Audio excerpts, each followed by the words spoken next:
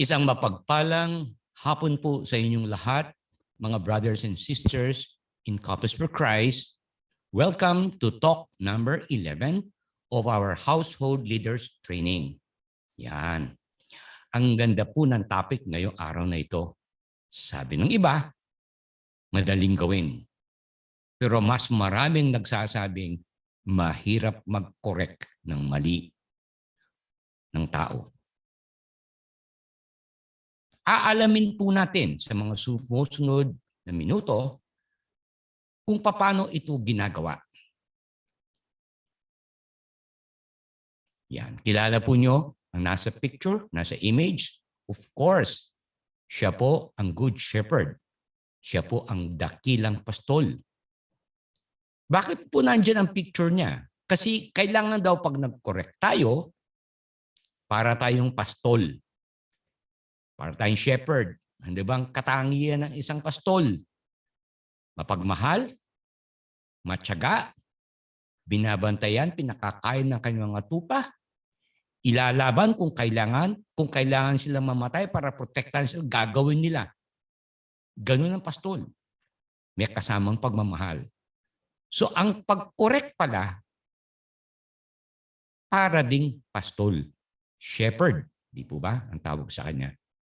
Pero bago tayo lumawig, tingnan po natin ang nakasulat sa 2 Timothy chapter 3 verses 16 to 17.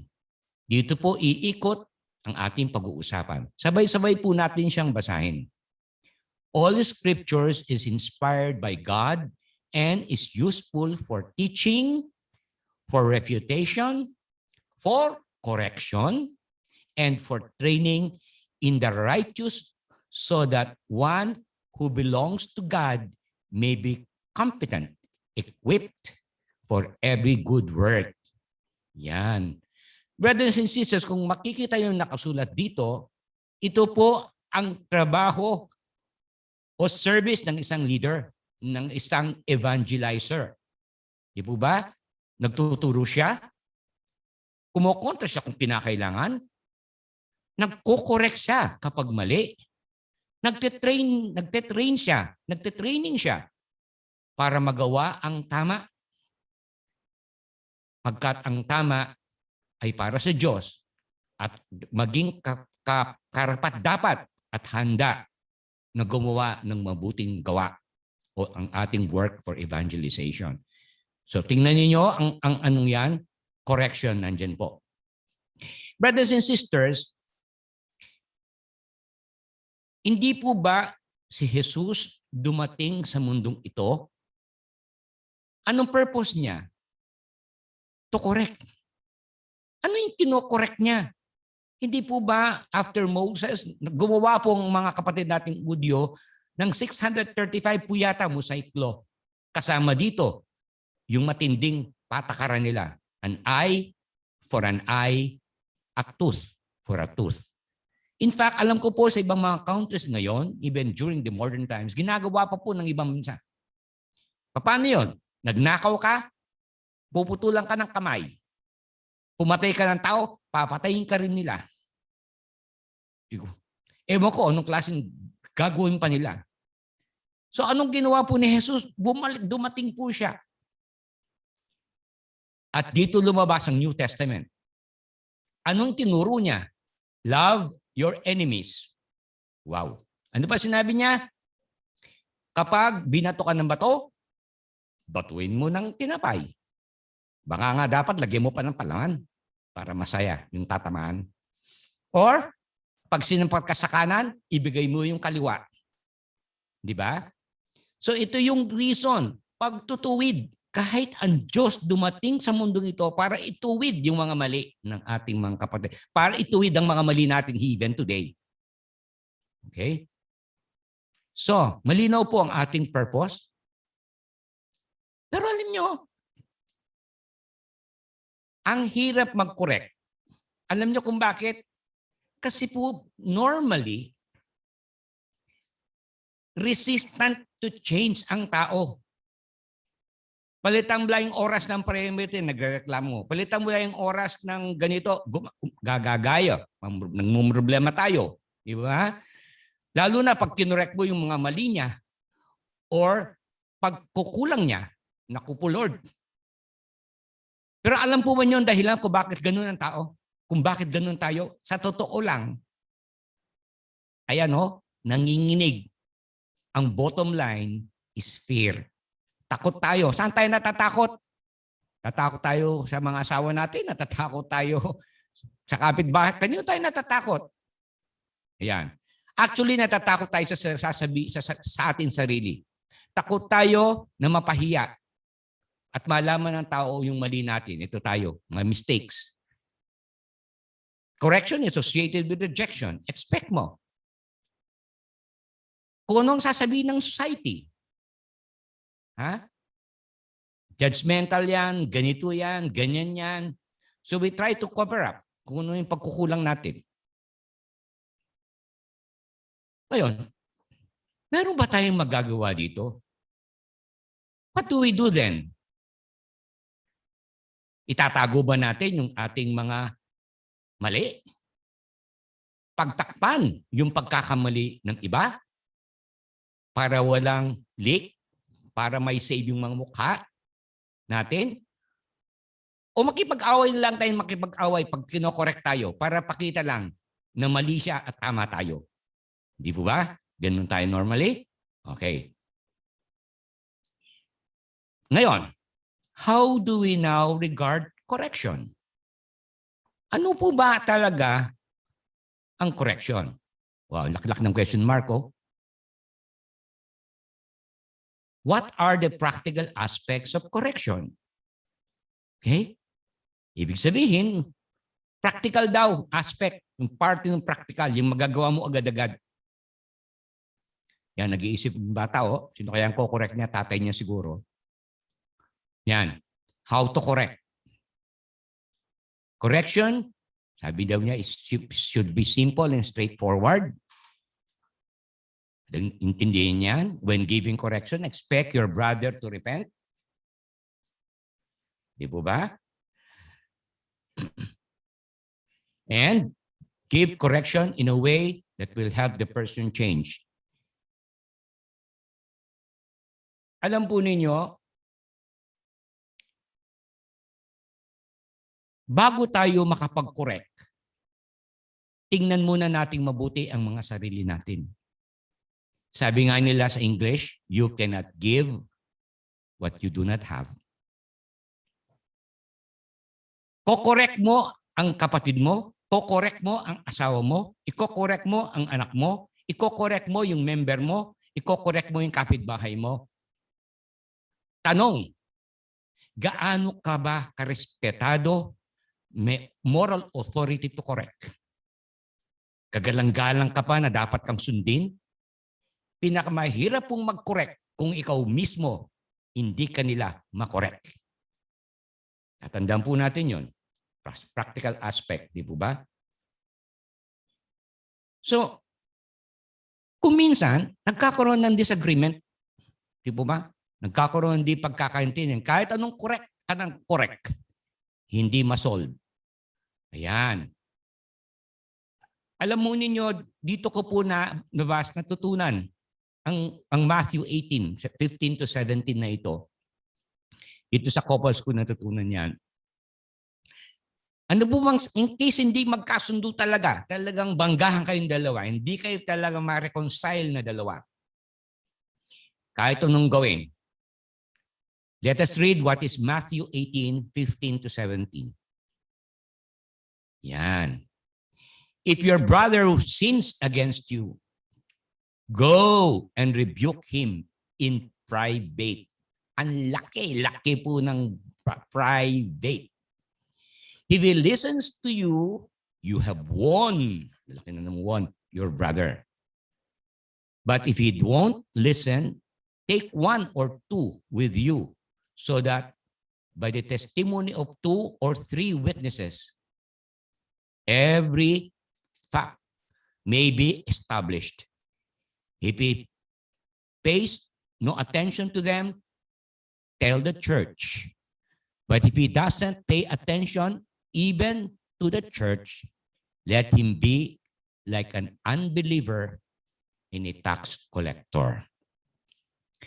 Alam po nyo, may explain ko pong mabuti ang portion na ito sa tatlong experience ko mismo as a leader. Umpisahan po natin yung isang experience ko as a leader.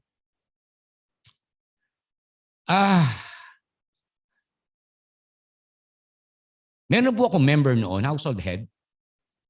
Hindi po siya nag-attend ng aming prayer meeting. So nagbigay akong announcement. Hindi niya alam, syempre.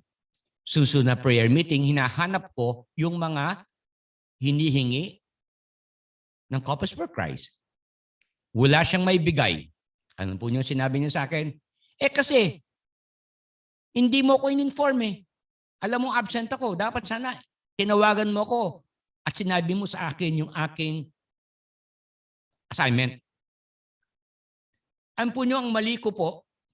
Ito po mali ko, inaamin ko po ito na pagkakamali ko na ayaw, wag na nating ulitin. Then nabwisit po ako sa dating niya. Akala mo ang yabang-yabang pa. Siya na nga ang nagkulang, siya pa ang mayabang.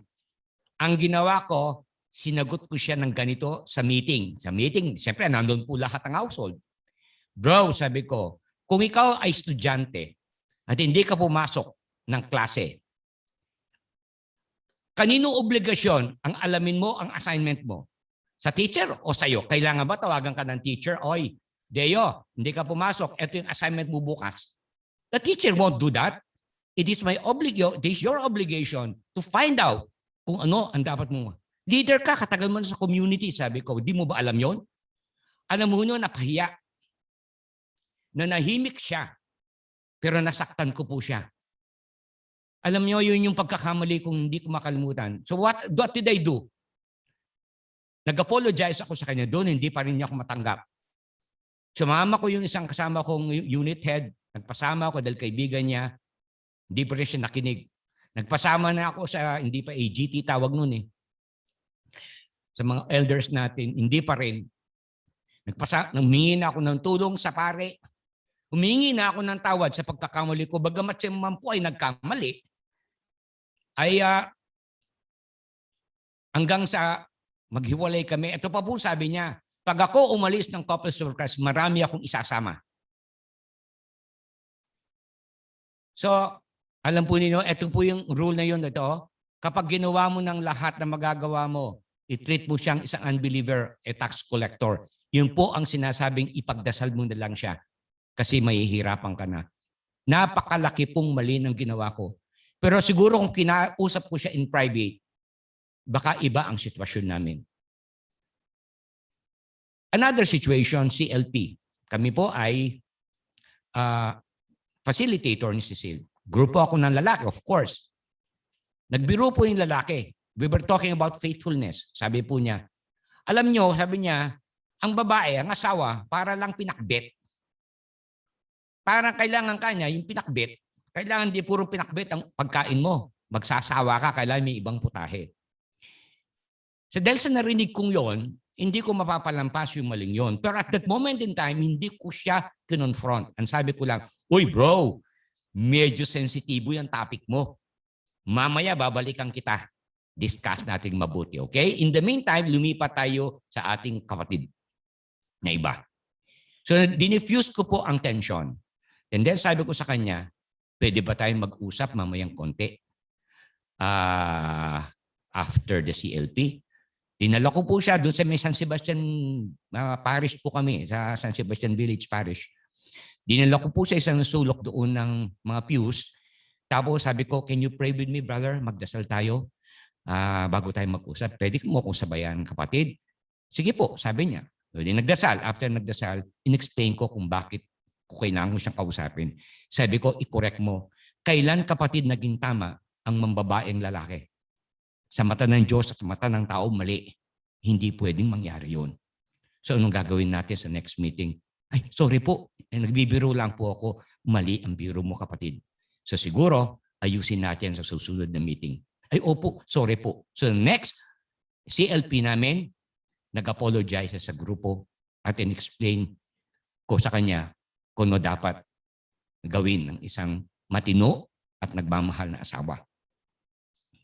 Yun po, ito I won my brother here because he listened to me and I won the brother. Cases, marami po kasing kasong ganyan, ginawa mo ng lahat para tulungan sila. Ayaw pa rin, hindi mo makorek. Yung isa, kaibigan ko, sabi ko gusto kong tulungan siya. Binili ko siya ng mga gamit kasi magaling po siya mag-welding. Para may hanaboy siya, pinasok ko siya sa Adoracion Nocturna Filipina. Akong bumibili ng kanyang pagkain. Akong bumibili, babayad ng pamasahe niya. Akong bumibili ng mga prayer book niya. Akong sumusundo sa kanya para lang may akay ko sa Panginoon. Pero talaga pong likas siyang lasenggo. Umaga, tanghali, gabi, wala po siyang ginawa kung minom ng alak. Ang amoy nga po niya, kahit bagong gising, amoy po gin, amoy alak. Pati bunga nga niya, amoy alak. Isang araw po, kinausap ko siya, isang araw, tumawag ang asawa niya, sabi niya, Brother Deo, Kong Deo, Fred, huninan, Fred. Metene, ha? Paano namatay ka bata niyan? May lumod siya. May lumod siya. Makananyang may nalunod eh. Saan nalunod? Sumama sa mga kaibigan niya, kalasing niyang kaibigan doon sa may Pangasinan. Nag-inuman sila tapos nag-boat sila. Tumumba yung kalasingan nila, tumumba yung boat, yung bangka. Sa awa ng Diyos, ligtas yung iba, siya patay, nalunod. Alam niyo, brothers and sisters, nung nasa may harapan ako ng kabaong niya, sabi ko, Lord, saan ako nagkamali sa kapatid kong ito? Nakulong ito, binenta niya yung mga, sinangla po niya yung mga binili kong gamit. Tapos, hindi siya nagbayad ng utang, kinulong po siya. Ang ginawa ko po, nagpiyansa ako, nilabas ko siya sa kulungan. Tapos yung sinangla niya, binayaran ko uli. Tulong, lahat po ginawa ko eh. Pero bakit ayaw magbago? Yun po ang sinabi sa akin ng pare. Deo, dalawang klase lang ang tao. Isang pang Diyos at isang pandemonyo. Kung ginawa mo ng lahat ng magagawa mo, yan yung mga taong pinagdadasal. Brothers and sisters in Christ, hindi lahat makokorek natin. Di po ba? So, yan. If a person is correcting, yan. Kung yung kinokorek mo, mataas ang posisyon sa'yo. Naku, paano gagawin mo? Boss, mali ka. You can pray with him. You can talk respectfully with him and explain your reason and pray. With your prayer and the Holy Spirit, you will be guided, brothers. So magdasal po. Bago tayo mag-correct, magdasal, humingi ng tulong ng banal na Espiritu. Strategy for learning correction. Look to our own behavior and attitudes. Yung po sinasabi ko, paano ka magko-correct kung ikaw mismo hindi ka makorek sa ugali mo? Di ba? Kung minsan, ginawa mo na ang lahat para ayusin yung problema. Ito po, ginawa mo na lahat. Pero, hindi pa rin nasosolve ang problema. Alam nyo, anong gagawin mo? Humarap ka sa salamin, tingnan mo mukha mo. Tanungin mo sarili mo, baka ikaw ang problema. Kaya hindi masolve yung problema.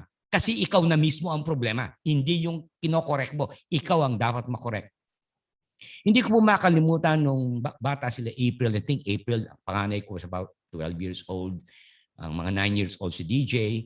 Aika is about 3 years old. Kumakain po kami. Nag-away po kami ni Cecil sa harap ng hapagkainan. Hindi ko alam kung anong pinag-aawayan namin. Basta nabusit po siya. Nagsigawan po kami sa harap ng mga anak namin. And then, pagbagsak po ng kutsara at tinidor sa mesa, bala na kembye mo. Nilayasan po ako ng aking mahal. Yung mga anak ko po, dahil nag-aaway kami, nakatingin po sila sa amin, hindi po sila kumikibo.